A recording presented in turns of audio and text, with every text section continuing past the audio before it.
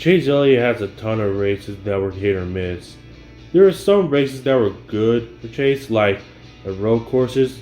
He won 7th of them, and sometimes on the intermediates, he would get some speed and sometimes get a few top 10s or even a top 5 or even a win.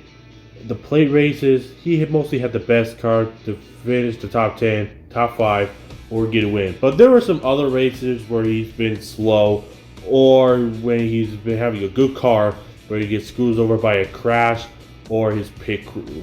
The entirety of the 2022 playoffs was painful. The entirety of the 2022 playoffs for Chase Elliott was painful to watch. Outside of his Talladega win and his Championship 4 appearance, it was hard to watch. And he's been either mediocre or just downright terrible in most of these races. I won't lie, I would spend more time on my Amazon tablet than the actual race. It was that bad. But one season that was a mixture of both, and I think this is the most frustrating season in my opinion. And it's not what you think it is. People assume it's the 2023 season. Yeah, while it was painful at times, he was still decent enough. The one season that was frustrating to watch was the 2021 season. But why the 2021 season? Because it was such a pain in the teeth to sit through. At the end of the 2021 Daytona 500, there was a giant wreck on the final lap at the entrance of turn 3, and a fiery crash happened, and then the caution came out. It took NASCAR a few minutes to review the finish, and Chase Elliott was finished second, and Michael McDowell was announced the official winner of that race. And it was really heartbreaking. Look, I don't hate the win. I think Michael McDowell deserved it after the many struggles he'd been through. I just think that Chase Elliott would have won if the caution was thrown late. In the second Daytona Roval race, Chase had the best car from the field, and he was on his way for the 4th straight road course win during his road course dominance. And then, lightning hit. Just, a few miles away. But NASCAR threw the caution anyway, and at the restart, Chase got screwed and finished 21st. Now we had 3 straight Daytona races where Chase was supposed to get a win but got screwed. Elliott fans were unhappy, and rightfully so. But this season will continue to get more frustrating, and will get even more frustrating when he finished second to his teammate Kyle Larson. Not once, not twice, but 3 freaking times. The first time was the 2021 Coke 600, where Larson had a 10-second lead and won the race. Now, I didn't mind this win because this was when Kyle Larson was having a redemption arc. But the second time was frustrating a bit, where Chase Elliott came so close to finish the win, but no, he didn't make the final corner work, and then he finished second to Larson again. Yes, I know they're teammates, but they're still the competitors on the racetrack. Before we go on to his third second place finish to Larson, we gotta go over to the inaugural Ally 400. After Larson won his 4th race of the season, Chase finished 13th in that race. But in post-race, Chase was disqualified. Why? Because the team had 5 loose lug nuts on the car. Now, we entered Watkins Glen, where Chase had a good car on the final stage. Larson passed Truex, and Elliott passed Truex as well. And Larson won again, and Elliott finished second again. That was painful as well. And now we nearly end to the postseason. At the Daytona Summer Race, Chase was one of the guys to try to win the race, but how was his luck at Daytona this time? Well, just like the other 3 Daytona races, Chase Elliott just threw a nasty block on Mac DiBenedetto in the closing laps, and that's how his luck at Daytona this year. It was frustrating. But in the playoffs, it's getting even more frustrating. At Darlington, he was doing a really good job in the race, but with 41 laps to go, he made a risky 3-wide move on Bubba Wallace and Christopher Bell, and entering turn 1, he hit the wall hard. When that happened, I was upset on how that move was on the outside wall. Was just insane how ridiculous that was. I get it, you try to get for the win, but could have just waited until the final lap. But we entered Bristol. Kevin Harvick made it even more frustrating. During the closing lap on the Bass Pro Shops night race, Chase was forced to pit because he had a flat tire by making slight contact with Kevin Harvick while they were racing for the win. When he got back, He told his team that he's going to help his teammate Kyle Larson win the race by slowing down Kevin to win the race. The field will continue the Charlotte Roval and make things worse.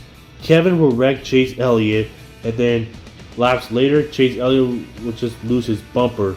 And I remember a ton of people being absolute crybabies about Chase not being penalized, but Bob Parkhurst explained the rule that the bumper cover is not required, but people still complain. I think Elite says it best. The 2021 Charlotte Roval, where Elliott's back bumper is hanging off and everyone is screaming that Elliott should have been black flagged for that, but he wasn't, and it's a lot of fans that wasn't aware that the back bumper isn't a mandatory piece for road courses, and apparently that's been a thing since 2019. I wish I could have found a tweet for this video, but I remember being on Twitter while watching this race live, and I remember Bob Parkhurst putting out a tweet about the rear bumper cover rule for road courses. I don't make the rules, I'm just explaining what they are. And yeah, NASCAR doesn't do a good job of following their own rules. I just talked about that with the yellow line rule. But in this case, they did. What they're also bad with is not having a place where fans can view the rule book for every little thing. That would definitely help. I think if fans was aware of that rule, then you wouldn't have had many people complaining about that whole deal. Chase was just having to be one of the first since this rule was in place to experience that. And when he didn't get penalized for it, people just assumed NASCAR was protecting Chase Elliott when that wasn't the case. Later on in that race, Chase intimidated Kevin Harvick. And all I have to say is that Kevin Harvick deserved it. You what?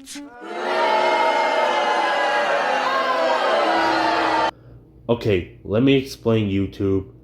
I know Kevin Harvick was upset that he got screwed from a win at Bristol, but he did cut his tire and then he wrecked him at the Roval. And so, yeah, that is instant karma by Kevin Harvick. At the end of how frustrating the season was, he was close to beating Larson at the Kansas Fall race, but in the final laps, he hit the wall many times and finished second. How many times did Chase finish second to Larson? I've lost count. The Fall Martinsville race, he won the first two stages, and with that, he advanced to the final four. But he was turned, and then at the final race of the season at Phoenix, he finished 5th in the race and 4th in the points standings. I know you guys are going to tell me about his 2 wins in the season, and trust me, I didn't forget.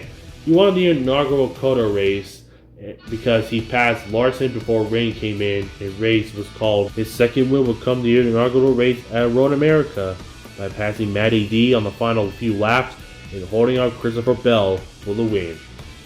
Yep, those were, yeah, he did win 2 races, but that's just it. Just 2 races. That's how frustrating it is. Don't get me wrong, the season was still good for Chase Elliott. It's just a tease to sit through. That's why I named the title of the video the most frustrating season.